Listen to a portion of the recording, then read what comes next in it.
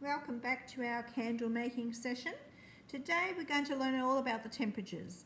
What temperature do you melt your wax at? What temperature do you add your fragrance at? What percentage load do you do? This all depends on the wax you're using. In my case I use S100, which is the absolutely pure soy wax. There is nothing else in it. You can see the box in the background. Now all the natural waxes, whether it's the S16, the A05, the S100, they all have melting points around the 50-degree mark. So my thinking is, if it melts at 50, why heat it up to much hotter than that? So I only heat my wax up to 60 degrees. I'm just going to turn my pot off because it is ready to go. So my wax is liquid, and that's all I really want to do. Just get it to liquid stage. I've got my little jar here. I'm going to weigh out my fragrance. So S100 can have a fragrance load between 6 and 8%. I'm only going to do 6%.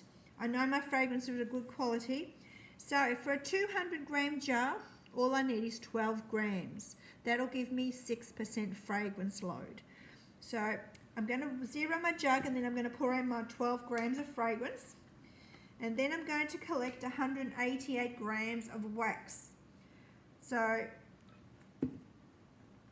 12 grams of fragrance, subtracted from the 200 of my jar size, is going to give me 188 grams of wax. So there's my fragrance. I'm going to collect my wax now. So I'm going to zero again. I need 188 grams of wax plus 12 grams of fragrance. My pots are clean, so if I do go over, when I weigh out my wax, I can simply pour it back into the pot. So I'm going to weigh out 188 grams of wax. And I'm just going to do it in stages so I don't go over. So it's sitting on 186, 188, it's 190, which is not a problem. It's only a couple of grams over. It's not going to make a difference to the overall candle. So there's my wax. Like I said, this is heated to just on 60 degrees. I don't want my wax hot. The temperature that I add my fragrance is between 50 and 55 degrees.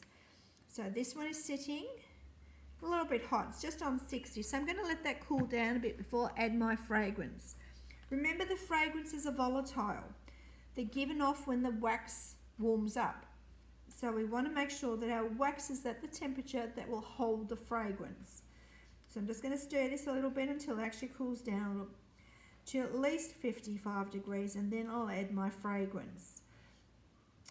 You could go up to 8% if you wanted to, but I find with these fragrances it's not necessary. You still get a great fragrance though, even at 6%. When you're buying fragrances, when you're starting off, it's a good idea to buy similar fragrances from different suppliers. That way you can compare the fragrances and compare the fragrance through. For example, if you buy gardenia, you'll find they'll all smell like gardenia, but one of them will smell more authentic.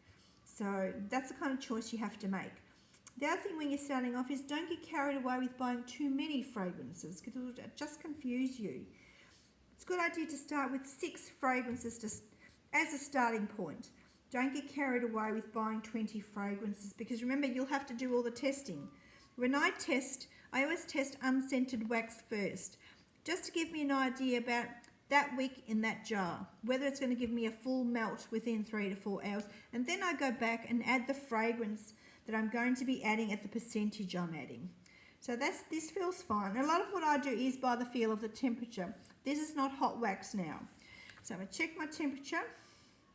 It's actually sitting at 52, so that's perfect for my fragrance. So I'm just going to pour all that in. Now I don't know how well you can see this, but the fragrance is actually sitting right at the base of the jug here. So I need to mix my fragrance in for about 2 minutes to make sure that that fragrance is mixed in. I want to make sure that it doesn't settle on the bottom of my jar when I pour into my candle jar. If it does, it means you don't have an even distribution of your fragrance. So it's important to mix it in thoroughly, but gently. So we always say stir for 2 minutes. But as long as you're sure that your fragrance is mixed in, it's not going to separate out once you stop stirring. So as long as it's mixed, it won't separate again. So we're going to give that a nice stir for about 2 minutes.